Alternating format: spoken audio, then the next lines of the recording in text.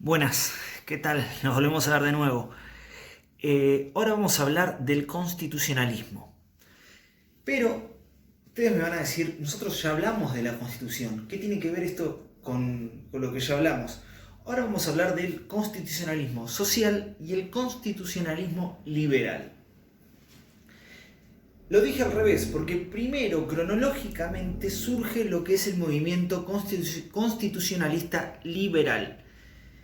Más o menos entre el siglo XV y el siglo XVII se empiezan a pergeñar los primeros movimientos liberales que surgen originariamente en Inglaterra y luego se trasladan a lo que es el continente. Todos sabemos que Inglaterra es una isla.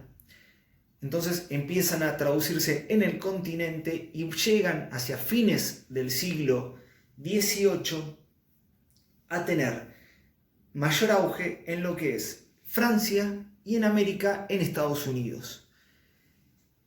Durante el siglo XIX, el constitucionalismo liberal se empieza a afianzar mucho más de lo que había sido hacia fines del siglo XVIII.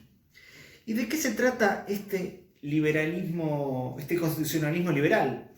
El constitucionalismo liberal básicamente se trata de tener organizado a través de un instrumento escrito la forma de gobierno de un Estado. Como habíamos dicho antes, la Constitución es la ley fundamental porque le da fundamento al Estado. El constitucionalismo liberal lo que hace es tratar de llevar esto adelante y dar previsibilidad a la forma de gobierno. ¿Por qué esto? Porque nosotros partimos de una situación en que en el surgimiento del constitucionalismo, los estados eran estados absolutistas, eran estados en los cuales regía un monarca, regía un rey, y todos los deseos y los designios del rey eran los que se capitalizaban a través del Estado. Eso restaba libertad a los habitantes, restaba posibilidad de poder tener un desarrollo de tipo previsible.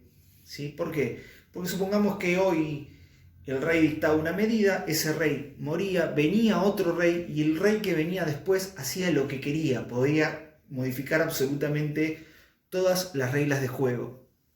Con el constitucionalismo liberal se brindan bases sólidas y bases fuertes para lo que es la organización del Estado.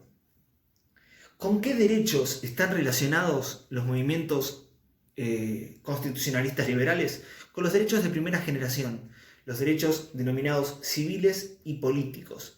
Recuerdan que en la clase anterior hablamos de la importancia de los derechos políticos en lo que hacía a la elección de los representantes de gobierno. Volvemos a hacer hincapié en que previo a esto hablamos de monarcas que eran designados a través de linaje, o sea, a través de ser hijos de o familia de. Con los derechos políticos, lo que empezó a cambiar es la forma de elección de los representantes, los cuales empezaron a surgir de la voluntad del soberano, o sea, del voto popular. Esto, o este movimiento de constitucionalismo liberal, tuvo muchísimo auge hasta fines del siglo XIX, principios del siglo XX. ¿Por qué pasa esto?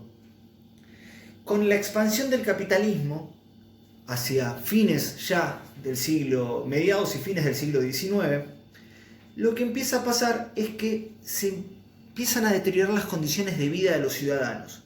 Los grandes capitalistas tenían un nivel de vida y aquellos que eran proletarios o trabajadores, obreros, no llegaban a tener las condiciones de vida necesarias para tener una vida digna.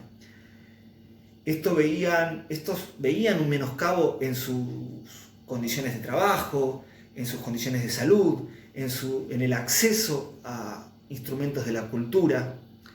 Entonces, hacia principios del siglo XIX, más específicamente en el año 1917, surge en México la que es denominada la primera constitución social, que es la Constitución mexicana.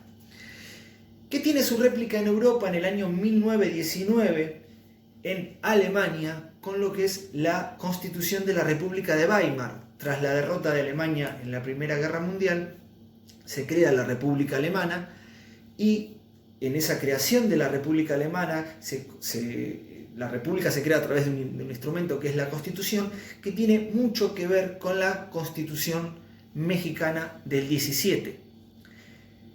¿Cuál es la diferencia entre la Constitución liberal y la Constitución social? La misma diferencia que habíamos visto respecto a lo que son los derechos de primera generación y los derechos de segunda generación.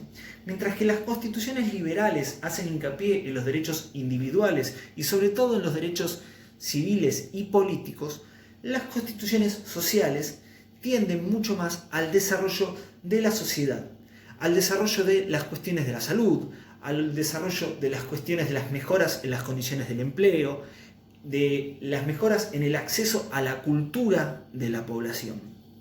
En Argentina tuvimos un modelo de constitución social con la reforma del año 1949. La constitución del 49 es una constitución de tipo social.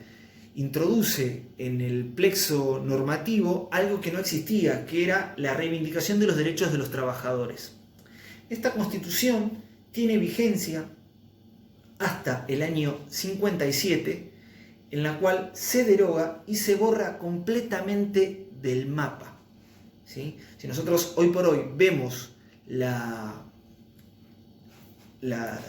reformas que se hicieron en la ley que promulga la última reforma constitucional del año 94, no vamos a encontrar dentro de las reformas que la ley contempla la reforma del 49.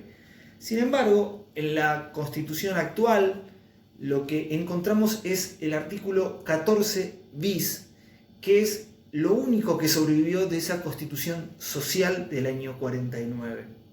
Así que bueno, ya sabemos que tenemos dos modelos de constitucionalismo. También existe un tercer modelo, que es el modelo socialista o marxista, pero no es tema del día de hoy.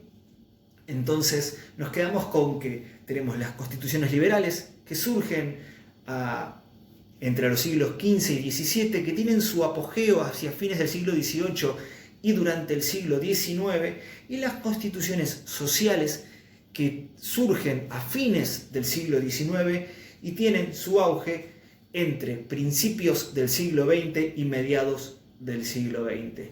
Hasta acá fue todo, los saludo y los dejamos abajo con un pequeño cuestionario. Hasta luego.